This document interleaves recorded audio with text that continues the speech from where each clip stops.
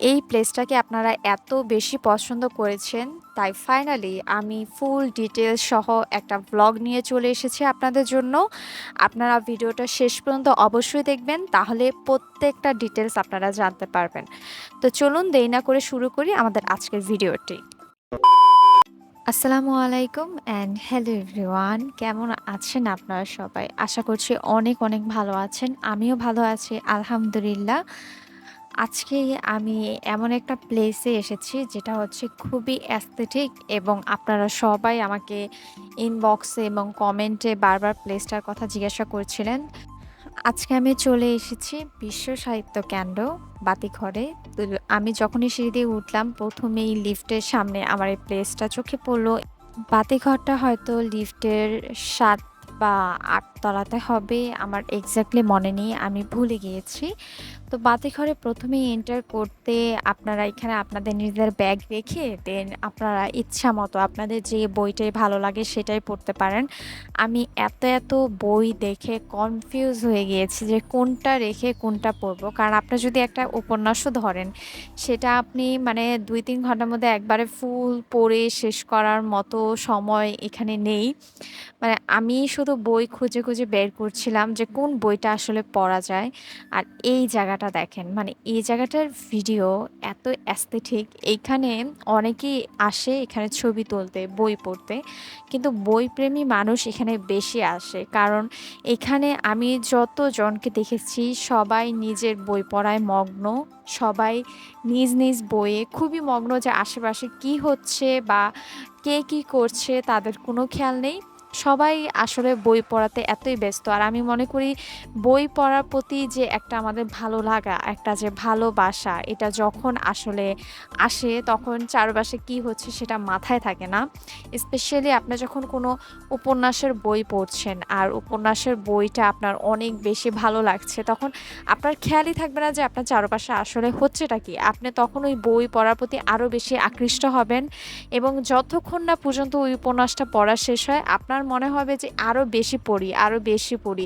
মানে তাড়াহুড়া করে আপনি শুধু শেষ করতে চাবেন শুধুমাত্র এই গল্পটা ভালোভাবে জানার জন্য, উপলব্ধি করার জন্য। আমি আসলে বাতিঘরে গিয়ে প্রথমেই কি খুঁজছিলাম জানেন? হুমায়ূন আহমেদের সবগুলো বই। আমি প্রত্যেকটা সেকশনে সেকশনে খুঁজছিলাম যে আসলে হুমায়ূন আহমেদের বইগুলো কোন সেকশনে রাখা।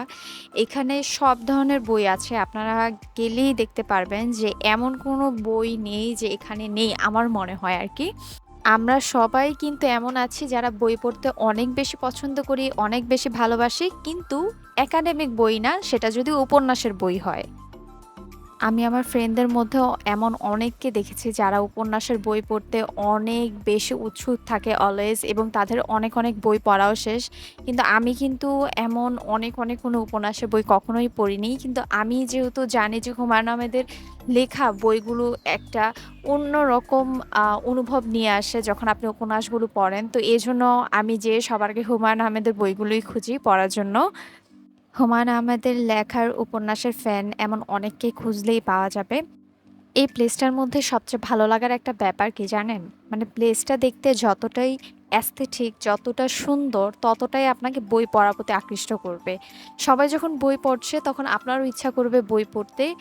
আমি এখানে অনেকক্ষণ সময় কাটিয়েছি, অনেকক্ষণ, এবং বিশ্বাস করেন আমার একদমই মন চাচ্ছিল না যে আমি প্লেসটা থেকে বের হব।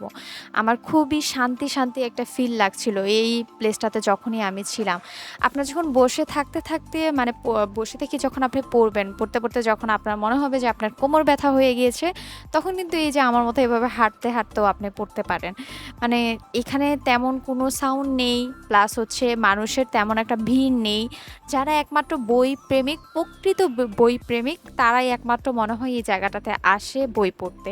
আর যারা একবার এই প্লেসটাতে এসেছে তারা রিপিটলি আবার যাবে এই প্লেসটাতে, আমি এটা বিশ্বাস করি, কারণ আমার নিজেরও ইচ্ছা করছিল যে আমি এই প্লেসটাতে আবার যাই। আর অনেকেই এখানে আসে যেহেতু ছবি তুলতে, তারা ছবি তোলার জন্য আসলেও আমার মনে হয় টুকটাক একটু হলেও কোনো না কোনো বই ঘাটে এবং কোনো না কোনো বই একটু হলেও পড়ে। এখানে আপনারা বই পড়ার পাশাপাশি কফি পান করতে পারবেন, চা পান করতে পারবেন, এবং তাদের চা, কফি প্রত্যেকটা প্রাইসই আমার কাছে অনেক রিজনেবল মনে হয়েছে। মানে তাদের চা এবং গ্রিন টি এর প্রাইস ছিল অনলি ৳25 করে। আর তাদের যে কফিটা সেটা মেবি ক্যাপাচিনো ছিল, যেটা প্রাইস ছিল ১২৫ কি ৳১৫০ মধ্যে।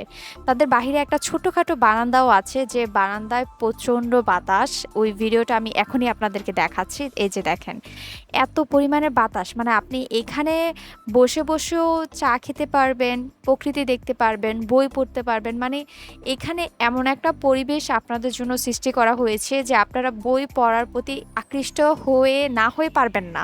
মানে হতেই হবে আপনাদেরকে বই পড়ার প্রতি আকৃষ্ট। এত সুন্দর একটা পরিবেশ।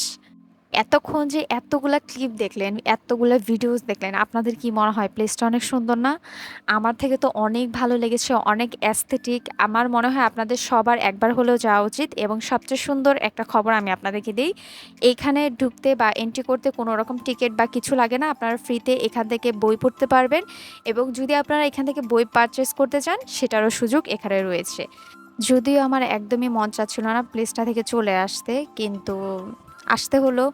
ভিডিওটা ভালো লাগলে আমাকে ফলো করতে ভুলবেন না, এবং ভিডিওতে অবশ্যই একটি লাইক দেবেন। দেখা হবে আপনাদের সাথে নেক্সট কোনো ভিডিওতে। ততদিন পর্যন্ত ভালো থাকবেন সবাই। Thanks for watching my videos. Tata.